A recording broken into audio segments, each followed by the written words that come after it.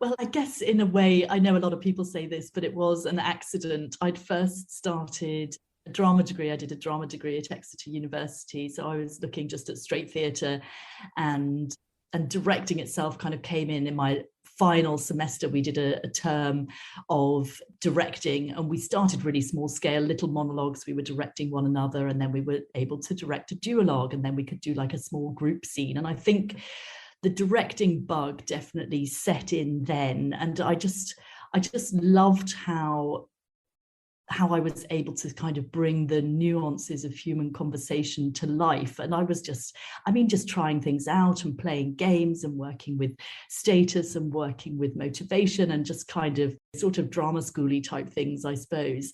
And there was just one sharing that we had, and it was a little duologue scene. And I just remember thinking and feeling when we had the sharing of it that all of us, and we were just a small group of young directors, were just kind of on the edges of our seat, just wanting to hear what they had to say. And these girls who were performing weren't the sort of inverted commas actors of the year group, or they weren't sort of the people you're expecting to go onto the stage. But I just felt like I'd somehow helped enable them to bring something that kind of left us all wanting a bit more. And that little moment, I mean, it was such a small little thing, was definitely the kind of the directing bug. I was like, that's it, that's what it is for me now. And I mean, I came out and was just sort of playing around on the fringe, doing some assisting, and I guess learning just sort of very low level assisting on fringe productions. And then I did a course at the Royal Court Theatre for young directors, and it was a group of young theatre directors. And a friend of mine on that course, Vicky, had been assisting a theatre director called John Wright. And he was about to do a contemporary opera. He was about to direct a contemporary opera, and she didn't read music, and she was his sort of go-to assistant. She couldn't do it. So she just asked me, Nina, would you be up for it? Do you read music? And I said, yes, I do. And so she put John and I together, and it went from there. So the first opera that I experienced was actually this crazy, insane contemporary opera by a composer called Paul Clark, who was absolutely wonderful. And I just was totally drawn in and captivated by this world of new music. And I sort of didn't know what to expect, because I didn't have an understanding of the genre at all. I sort of didn't know what I was getting into. So I think I had no particular expectations of what it should be like. So I just sort of got drawn into that world and absolutely fell in love with it. So I think that was my turning point, where it was sort of not only the text that I'd grown to love when I was studying, but then also layering music on top of that was also already a big part of my life. Fantastic. So you said that you can read music. So do you come from a musical background yourself as well? I mean, yes and no. I come from Wales originally, which you don't necessarily hear in my accent. And we did have, when I was growing up, excellent music education in schools. So we had school, and Wales being Wales, you are surrounded by music all the time. There's music in assemblies every day. There's, groups of people singing. There's small groups singing. There's huge groups singing. There's people reciting. There's these Eisteddfods, these huge competitions that you'll have both in your school, both locally and nationally. So there is music. You're completely surrounded by music. You just can't get away from it. So I think that was very much part of my education, part of my background. And I learned sort of piano at home, and then clarinet and violin at school. And I think that was just always part of my growing up. My dad, who actually didn't live with me, but he was also a musician. So I suppose it was always sort of part of my world, even though it wasn't necessarily what I was expecting to pursue professionally. So yes, I do read music. I mean, I'm afraid I don't really play very much anymore, but it was kind of always part of my world growing up.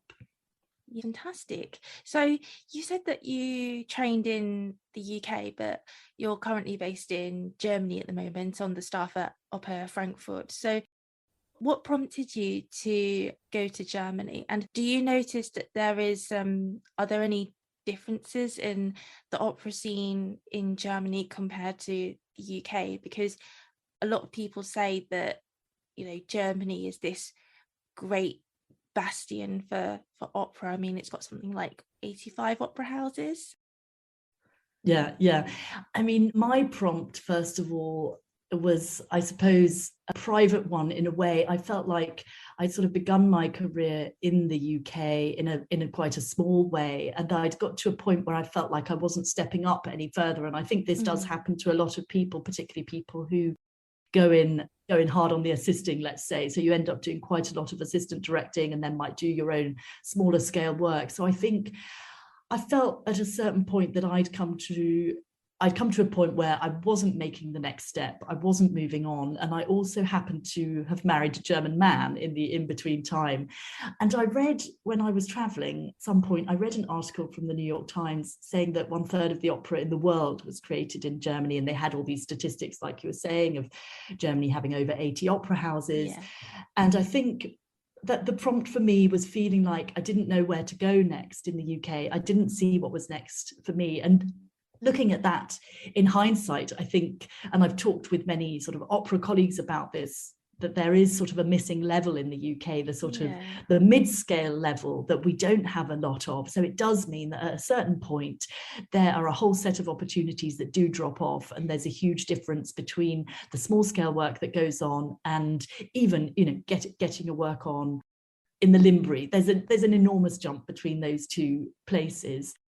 So in hindsight, I think I would have perhaps been a bit kinder to myself. So that the main problem was that. And also I didn't speak any German. I have some other languages, but I didn't have a word of German aside from what I'd learned to talk to my in-laws.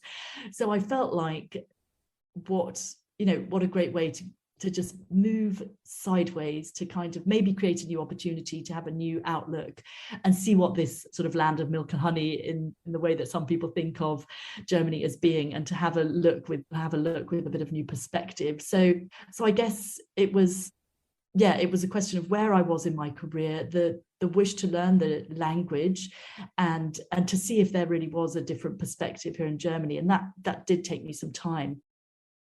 And then the second part of your question, absolutely, the difference here is huge.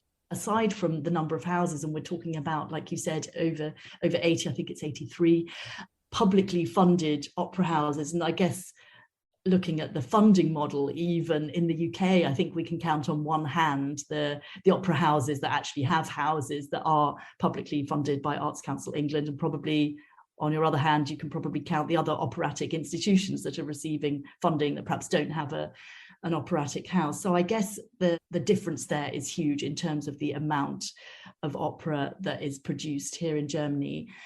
So I guess that's the main difference. And I feel like here there is a sense of appreciation of the art form. We don't get that sense of opera is dying out that we're also sort of terrified of in the UK, that feeling of audiences are dying and we're not getting enough new audiences. There is, as far as I can tell, I have not experienced that. And children coming to the opera is totally the norm.